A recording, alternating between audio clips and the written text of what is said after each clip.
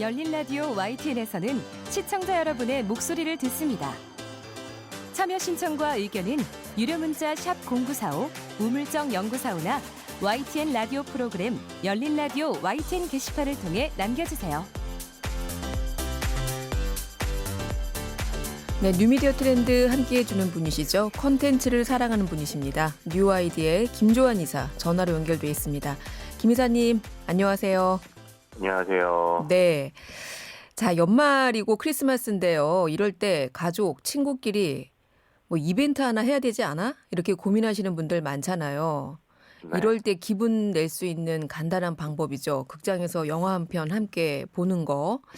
예, 오늘은 연말연시 극장가로 데려가 주신다고요? 네, 이제는 극장에서 영화 보는 게 되게 흔한 이벤트가 아닌 게 됐죠. 네. 그래서 오히려 한 3년 동안 극장을 많이 안 찾아온 분들은 이번 겨울에 극장 찾으면 되게 좋을 것 같은데요. 그럴 만한 이유도 있습니다. 네. 2009년이죠. 벌써 13년 지났는데요. 그때 저희 그 눈을 정말 황홀하게 했던 제임스 카메론 감독의 아바타 후속 작품이 그 아바타 물의 길이 이제 개봉을 했어요. 네. 그래서 개봉 7일 만에 300만 관객을 돌파했다는 소식입니다. 네. 와, 아바타 하면은 외국 영화 중에서는 국내에서 처음으로 1,000만 관객을 돌파한 기록을 갖고 있잖아요. 네네네. 지금 말씀 주신 대로 개봉 일주일 만에 300만 관객을 돌파했다. 전작과 비교하면 이 속도 어떤 건가요?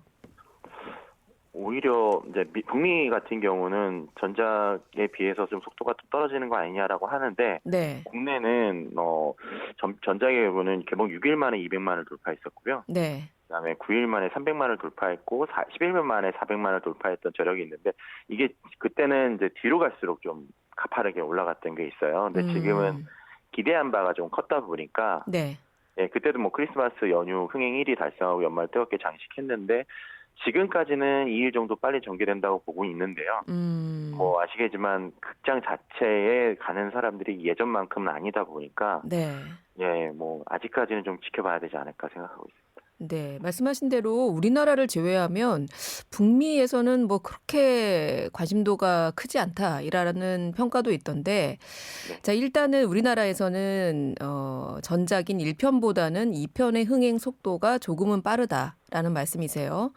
네. 자 그런데 코로나 시국이잖아요. 그래서 네. 영화 흥행이 이전만 할까 이런 생각도 드는데 그래도 1,000만까지 갈까요?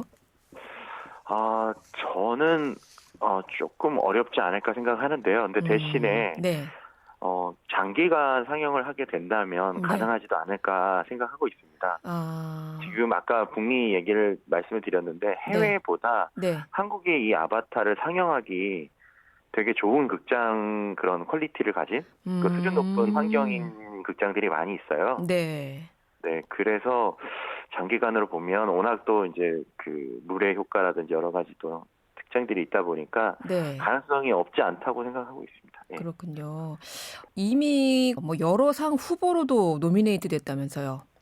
네, 뭐 벌써 이제 공개되기 전부터 이제 80회 골든글러브 시상식 작품상, 감독상 부분에 노미네이트 됐고요. 네.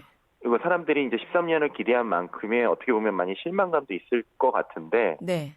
오히려 뭐 이 그 특수효과나 이런 부분에 대해서는 명불허전이라는 얘기들이 많이 나오고 있습니다. 특히 제임스 카메론 감독이 굉장히 많은 3D 기술 이런 것들에 대해서 투자했던 부분이 아닌가 싶어요. 왜냐하면 이 물속이 정말 실감이 난다고 하잖아요. 그래서 감독 스스로도 큰 스크린으로 봐야 된다. 이게 나중에 뭐 OTT 같은 데서 봤을 때 네. 이거가 정말 리얼하다라는 느낌이 들기는 어려울 것 같다는 그런 얘기들을 많이 하고 있고요. 특히 이제 예매 사이트에서 좀 우스갯소리로 네. CG에 돈 많이 쓴 거 거짓말인 것 같다. 어? 다만 이제 진짜 판도라 가서 수중 촬영하는데 좀 빡셌을 것 같다. 뭐 이런 얘기들이 나비족 섬에 돈을 많이 썼겠다. 뭐 이런 평들이 뭐 나올 정도로 네. 이게 CG가 아니라 이제 진짜 생생하다. 이런 얘기들을 계속 하고 있고 특히 이제 뭐 뒤에서 뭐 말씀드리겠지만 처음 우리나라에서는 드문 이제 하이 프레임 레이트라고 하는 HFR이라고 하는 네. 보통은 영화는 24프레임으로 하는데 네. 어떤 특정 구간에서 48프레임으로 영화를 이제 촬영을 하셨어요. 어. 그러다 보니까 어떤 장면도 정말 더 생생한. 왜냐면 영화는 조금 프레임이 좀 짧다 보니까 우리가 눈으로 보는 게 보통 60프레임이라고 하잖아요. 네. 근데 거기에 되게 가깝다 보니까 굉장히 정말 더 생생한 효과를 낼 수 있었다라고 얘기하고 있는 것 같습니다. 그만큼 정교하다 이런 말씀이신 것 네네. 같아요. 자, 이렇다 보니까 이 영화가 그 생동감 있는 특수 효과를 제대로 느끼기 위해서 특수 상영관, 그냥 상영관이 아니라 특수한 상영관을 찾는 관객들도 많다고요. 네, 지금 보시면 사실 특수상영관이 한 10,000원 정도 더 비싸요. 근데 그렇구나. 이게 영상이나 사운드, 네, 움직이는 좌석 등등 다 이제 갖춘 3D 상영관은 오히려 예매가 아주 그냥 줄을 서 있는 상태입니다. 그래서 그냥 보통 2D관은 아직도 좌석 판매율이 한 20%에서 30% 정도 되는데요. 네. 돌비 시네마라고 하는 이제 돌비 애트모스랑 돌비 이제 그 비전을 사용한 확실하게 이제 영상이나 사운드로 그 영상을 아바타 2를 최대한 즐길 수 있는 상영관 같은 경우는 네. 메가박스의 돌비 시네마 상영관은 79.4%의 예매율을 기록하고 있고요. 그다음에 아이맥스 같은 경우 CGV 아이맥스 같은 75.1%, 네. 4DX 같은 경우 3D는 이제 85.8%. 그다음에 월드타워점에 있는 세계 최대의 극장이라고 하죠. 슈퍼플렉스 같은 경우 94%. 슈퍼 4D는 90%에 달한다고 하니까 네. 이게 이제 결국엔 또 이런 얘기들이 나오고 있습니다. 명당 자리 또 이런 것들이 나오니까 또 중고거래 사이트에서는 또 안표가 돼서 또 5만 원대까지도 올라가고 이런다고 하는데요. 국내 같은 경우는 이런 상영관들이 굉장히 많은 편인데 네. 네, 미국에서는 이런 상영관 비중이 굉장히 낮은 편이라 흥행 속도에도 차이가 있는 게 바로 이런 부분이 아닌가 생각하고 있습니다. 우리나라 영화 상영관들이 이 정도로 또 그 진보된 기술을 갖고 있는지 제가 또 새삼 깨닫게 됩니다. 네. 상영 시간도 굉장히 길다고 하던데요. 지금 3시간이 넘는데요. 지금 보통 이제 요즘에는 이제 우스갯소리로 2시간 70분이 넘는다라고 이렇게 얘기를 하더라고요. 2시간 70분. 왜냐하면 이게 그 영화의 보통 이제 마지노선이라고 하는 게 이제 2시간대거든요. 그렇죠. 네, 3시간을 가면 이제 사람들이 앉아서 볼 수 있는데 많은 이제 소화 작용들이 일어나기 때문에 네. 중간중간에 일어나야 되고 이런 부분들이 발생하는데 러닝타임이 거의 역대급이 아닌가 싶습니다. 190분이거든요. 190분. 네, 전작도 길었어요. 2시간이 넘었는데 네. 30분 가까이 늘었고요. 그리고 그 인물들 사이의 관계랑 감정에 초점 맞추나 이제 상영 시간이 길어질 수 없었다고 캐머런 감독이 얘기했고 이게 좋습니다. 좋은데 이제 젊은 친구들 특히 우리 소위 말하는 아직 이게 13세 미국에서는 PG-13이고 국내에서도 이제 중학생 이상 관람이 가능한 영화인데 네. 그들이 짧은 영화, 요즘 쇼츠라고 하죠. 네. 쇼츠 콘텐츠, 틱톡 이런 거에 익숙해져 있다 보니까 오히려 저희 같은 나이대 너무 늙은 건 아닌가 싶은데 나이대가 많으신 분들은 오히려 좀 견딜만한데. 저한테 자꾸 늙었다고 하시고. 아니 저를 얘기하는 겁니다. 근데 쳐다볼 결심이 필요한 게 아닌가라는 생각이 들고 있습니다. 그렇군요. 자, 아바타 이야기, 화제 영화 이렇게 마무리를 할 텐데 올해 우리 극장가도 한번 총평해 주시면 어떨까요? 코로나 이후로 이제 거의 3년 만에 처음으로 기지개를 편 극장 상영관들이 좀 기지개를 폈죠. 네. 근데 아직은 좀 아쉬운 수준입니다. 뭐냐면 2019년 데뷔했을 때 한 60% 정도 수준이고요. 19년에 60%다. 네, 그러니까 19년이 이제 어떻게 보면 저희 영화 극장이 가장 활발했던 때입니다. 그래요? 대한민국은 다른 나라에 비해서 네. 극장이 계속 선전하고 있었어요. 네. 근데 이 코로나 이후로 굉장히 많이 오히려 정말 큰 변화가 있었죠. 네.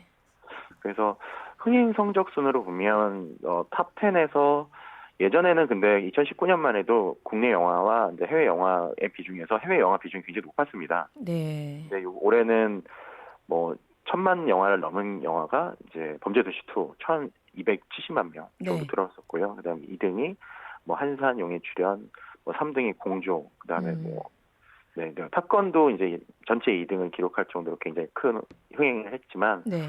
해외 영화가 한 4편, 그다음에 국내 영화가 6편 정도로 국내 영화들이 오히려 좀 광세가 있지 않았나 생각을 하고 있고요. 네. 근데 흥행한 영화들만 보면 괜찮지 않나 볼 수 있는데 지금 아주 기대했던 영화들도 굉장히 크게 흥행하지 못한 영화들이 많이 있어요. 예를 들면 비상선언이라든지 네. 최동훈 감독이 굉장히 오랜만에 복귀작이고 그다음에 1부와 2부를 동시에 만들었다고 얘기했던 외계인 같은 경우도 그렇고 그다음에 디즈니의 마블 시리즈는 절대로 뭐 흥행에 지지 실패하지 않는다라고 않는다. 했는데 예. 네, 근데 벌써 2편이나 크게 흥행에 실패를 했거든요. 토르와 이제 블랙팬서 같은 경우도 아, 그랬구나. 네, 기대에 못 미쳤던 부분들이 있어서 네. 사실 범죄도시 2 이후로 많은 배급사에서 자기들이 기대했던 영화들을 다 내보냈었습니다. 왜냐하면 극장이 돌아온 게 아닌가라는 생각을 했는데 네. 사실 그때 이후로 오히려 미풍에 그쳤고요. 그리고 이제 OTT가 또 그 사이에 또 극장과 경쟁을 하면서 또 많은 대작들을 내놓는 것들 네. 있어서 조금 아쉬웠고 특히나 칸 영화제나 지금 뭐 골든글러브나 아카데미 영화제에 이제 노미네이션 된 네. 그 헤어질 결심까지도 사실은 흥행으로 연결되지는 못했잖아요. 그런 부분에서 네. 좀 아쉬운 부분들이 있는 한 해가 되는데 네. 내년에는 네. 이 60%를 넘어서 다시 또 극장이 많이 또 기지개를 필 수 있는 한 해가 됐으면 하는 바람입니다. 그래요. 기대해 볼게요. 자, 마지막으로 2주의 화제 영상 짚어봐야죠. 네, 월드컵 때 저희가 뭐 이제 16강을 예견하고 막 이렇게 응원했던 적이 있었는데 정말 16강 가고 나서 네. 자, 예능 블루칩된 축구 선수들이 있습니다. 특히나 이제 뭐 다들 예상하셨을 거예요. 조규성 선수가 금주부터 해서 네. 거의 뭐 방송사의 섭외 그다음에 그 이미 광고까지 계속 나오고 있거든요. 예고편들이. 네. 그러니까 16강 나와서 2골 넣었을 때, 그러니까 네. 그 가나전 2골 넣었을 때 이미 댓글에는 이제 나 혼자 선다에 나왔으면 좋겠다. 아, 이미. 나와줘라. 예. 그리고 뭐 유퀴즈 언더블럭에서 인터뷰 2골 때 어땠는지 얘기하겠네. 뭐 이런 거 나왔는데 네. 아니나 다를까 다 섭외가 결정되고 이미 촬영이 끝난 상태라고 하더라고요. 그렇군요. 네, 그래서 열기가 아마 이 2편으로 끝나지 않지 않을까라는 생각도 들고요. 예. 예능계의 샛별, 예능 블루칩으로 등장한 조규성 선수. 경기 전에 팔로워 수를 누가 얘기를 했었는데 2만 명 정도밖에 안 됐다. 경기 전에는 월드컵 네, 전에. 월드컵 전에는데 근데 지금 292만이고요. 어이구. 그리고 이게 뭐 국내외 팔로워뿐만 아니라 네. 전 세계 팔로워들이 우리 감독 인스타그램 주소를 알려줄 테니 네. 조규성 선수의 인스타그램 주소를 알려달라. 뭐 이런 것들이 막 오고 갈 정도로 이야. 트위터에서도 막 그런 얘기들이 화제가 있었고요. 네. 근데 벌써 예고편이 그때 나오자마자 하루 만에 130만을 기록을 했고요. 예고편이. 예, 예고편이 유튜브 인기 급상승 랭킹을 오르기가 되게 쉽지 않거든요. 그러게요. 네, 근데 그래들기도 했습니다. 아, 본방 나오기 전에 이미 화제를 몰고 다니고 있는 조규성 선수 기대됩니다. 네. 네, 쭉쭉 성장하십시오. 알겠습니다. 오늘 이야기는 여기까지 듣겠습니다. 오늘 말씀 고맙습니다. 네, 감사합니다. 네, 지금까지 뉴 아이디의 김조한 이사였습니다.